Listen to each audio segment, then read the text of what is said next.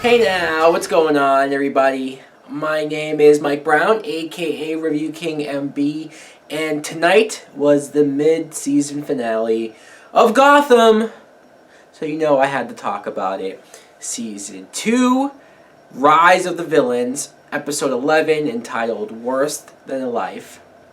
Now, at the very beginning, we see a couple of things, actually, but let's start with the fact that Penguin brought Gordon to his new lair, or home, or Edward Nygma's home.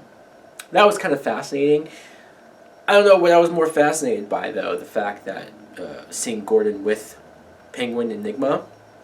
And so now Gordon knows that Nygma's with Penguin, I guess. But the dream that he had about Barbara and when she fell and then the butterfly came out of her, like, what the fuck was that? If they try to say that he still has feelings for her, he's still in love with her, fuck you. I'm sorry. But we also see Tabitha is looking for Alfred at the junkyard after that fight that they had last week. And I didn't really know where this was going, but I ended up liking where it eventually went. We saw a little bit of tension between Tabitha and Gallivan when he was pissed at her for not finding Alfred. And then Gallivan kidnapped Bruce last week.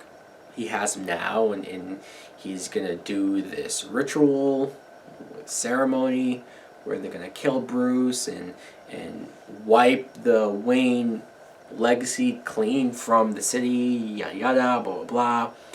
Throughout the episode, Gallivan told Silver that she had to get Bruce's love back, I guess. She had to convince him or get him to fall back in love with her, even though Bruce knew that she betrayed him and that he hated her and all this stuff. And there was a moment before he said that where Silver actually seemed genuine about being upset about Bruce or actually maybe having feelings for him. So her going to his cell and talking to him, sure, I knew it was bullshit, but still I could understand or I could see that there is a part of her that feels that way about him. So this is the most I've liked her basically since then. Although I very much loved when Bruce and Selena did that to her last week. I knew it was a plan from the beginning, but still, I liked it. Bruce doesn't fall for this though. I mean, he likes the company and he eventually admits that he pities her, but he doesn't love her. Even when she tried to break him out and do all that stuff, I knew it was bullshit. I knew what she was doing, but I like Bruce's reaction to it. He doesn't hate her. He's just kind of like, it is what it is. Before I go any further with this, Michael Chiklis is annoying as fuck. I'm sorry. When he first came onto the show, I loved it. Not just because of who he is, but at first I liked the character and how straightforward he was to cleaning up the precinct and the city. But this guy is too fucking straight-laced. I know it might be weird to complain about a character for being too good, but he is too good. He is. You can't be in that high position of power and think the way that he does. Now, maybe you could argue that that's how the precinct got to where it was. It's because the previous people in power thought the other way and allowed certain things to go on when they shouldn't have.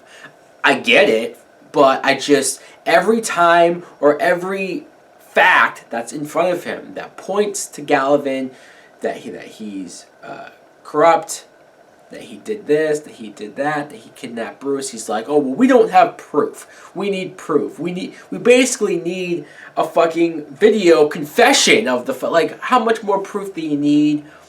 Do your fucking job. You're a cop.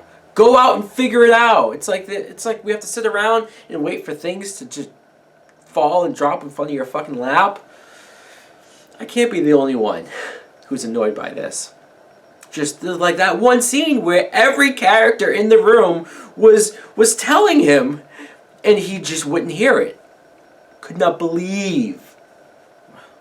Anyways, so Edward Nygma, he's just telling everybody now that he's with Penguin. First he tells Leslie where Gordon is. She goes there, she finds him, and you see a bunch of people with their guns and shit. pretty cool that Gordon's about to work with Penguin. But then later on, Nigma sort of gives himself up, laughing with everybody else there, and then he tells them where Gordon is. So I'm like, wow, Nigma, for someone as intelligent as you were, although I did like that he answered Lucius Fox's question with a riddle, and then Lucius figured it out. But still, I don't get why he just gave himself up. Now they all know what he's doing. I mean, maybe Bullock won't say anything, I guess. Still, though, it was just weird. Weird that he was that sloppy. Now, Leslie Tompkins tells Gordon that she's pregnant. What? I mean, I was surprised. And I instantly thought, holy shit, is this little Barbara Gordon? But she can't be. Age-wise, time-wise. But this is something. Now, maybe they just did this to write her out of the show. Not write her out, but have her go away because the actress is pregnant in real life with the actor, Ben McKingsley's real son. So, hey, why not? He does eventually propose to her at the end. We don't get her answer because she's upset, but she's also understanding why Gordon has to do what he is going to do.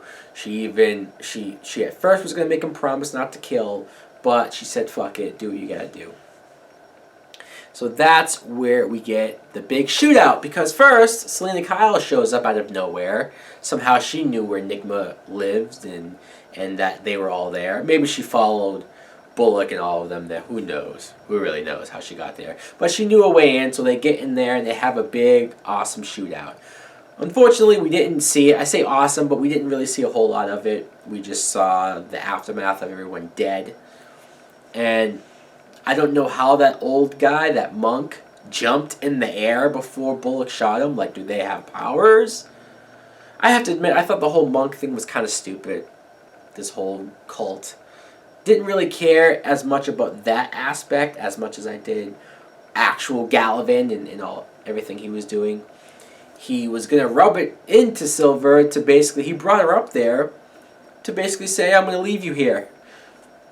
Because they only had 2 parachutes. But then Tabitha turns on her brother, and her and Silver escape. So Tabitha's still out there, which I like. I like because I like Jessica Lucas, 1. But 2, just the idea of her coming back at some point is very interesting. And the fact that, not that she's good, but she's definitely more on the good side than Gallivan. But I guess none of that really matters because Penguin sort of convinces Gordon to kill Theo Gallivan after he beats him down a couple of times first, and then Gordon shoots him dead.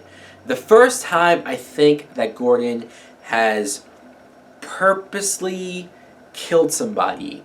He did kill that one guy over the money situation, but that was more self-defense. This was the first time where he just in cold blood shot a guy dead on the ground. So I think that's a big step for Gordon, that he did something so out of his morals, or at least it was out of his morals. I do love the touch of Penguin stuffing his umbrella down Gallivan's throat. Very funny. And then we get a Professor Strange mention. We saw some dead bodies, or even the Firefly girl. She wasn't quite dead yet, but they brought her body to that lab. So Hugo Strange is doing something.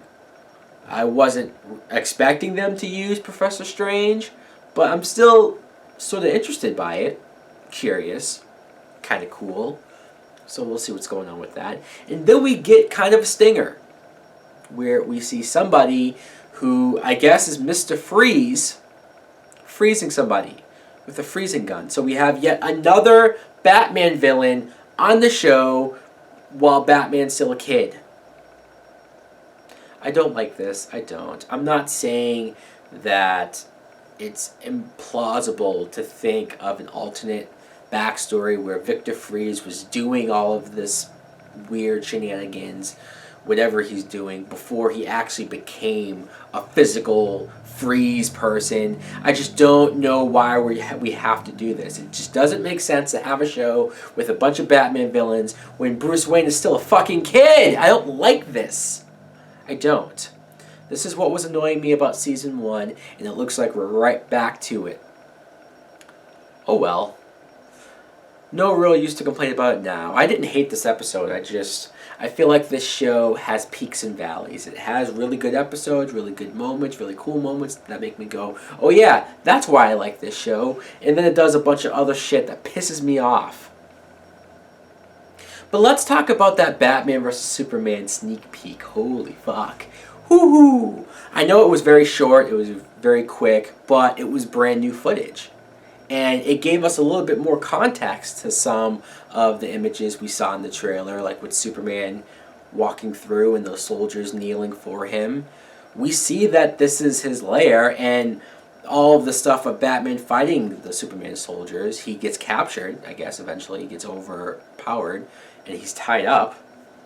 And then Superman just comes in and rips his fucking mask off. Now, I guess Superman could have just used his X-ray vision to see who he was behind the mask, but this was very dramatic, the way how he did it. Just like, fuck you, I now know who you are, and I took your mask as almost a symbol of defeat. Did anybody else think it was weird that Superman almost looked evil in that scene? Like, he looked like he was either very angry or just flat out evil. I don't know if Lex Luthor has him under some type of control. He turned him this way, but that was intense. It was epic. So little, but yet so much, all at the same damn time. I loved it. That was the best part of tonight's episode, sadly enough.